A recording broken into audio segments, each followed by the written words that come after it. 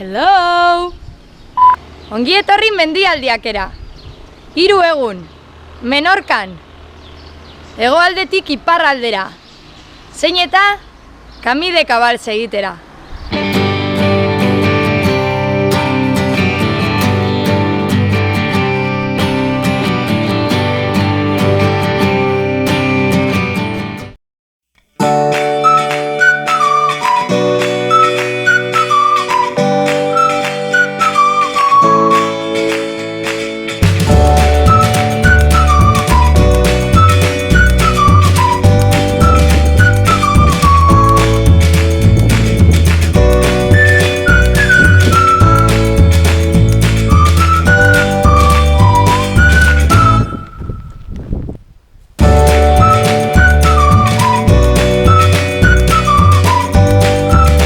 Amaitu da egune, 33 kilometroen doguz eta Kala Porterrera arte iritsi gara.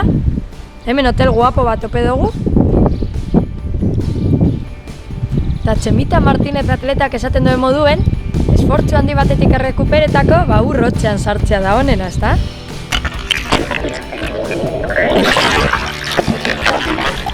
Egunon! Bigarren egune da gaur, Kala Galdanara arte joan nahi dugu eta lagun barri beten dugu biderako. Gutxi zen polite dan.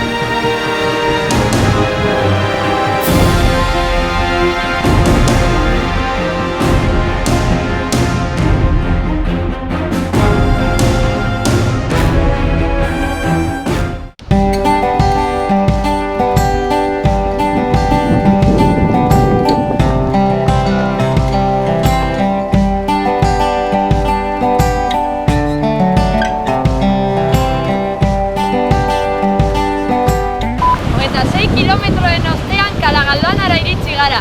Gaurko helburua lortute, biharkoa ikustear da. Aurkitu dago ja hotela Ferreria zen, da oso kantxeta gauz. Gaindala 2 aste edo Camino Santiago ineuen 120 kilometro, gero beste entrenamentu eta oin hau, azkenean hankak oso errementeta da ez da beha inbeste aguantetan da ganera. Camino Santiago ineuen kamel bakagaz bakarri, baina klaro, hemen ekarri da motxila gauza guztiekaz ganean, eta nire 48 kiloakaz, 10 edo 15 kiloko motxila batek, izten dozte baldada. Hirugarren egun honetan, Ciudadela etortzea erabaki dugu. Antzinako erara eraikita dauen hiri honek, horrelako paisai ederra gordetzen dituelako.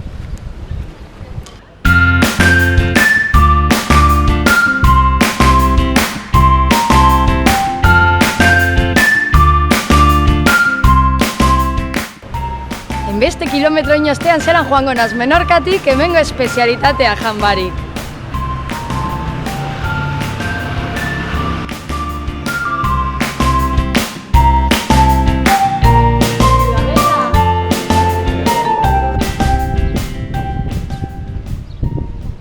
Ikusi dugunez Camí de Cabals egiteko garairik onena Udabarrie da.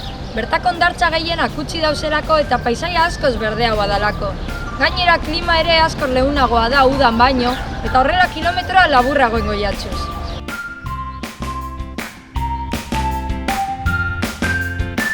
Abentura guztie bera amaiera dekie.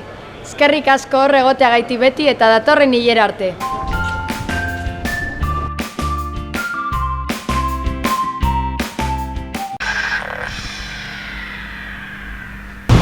Lepoan agero, gero! Kala Galdanara heldu gara! Kala Galdanara heldu gara!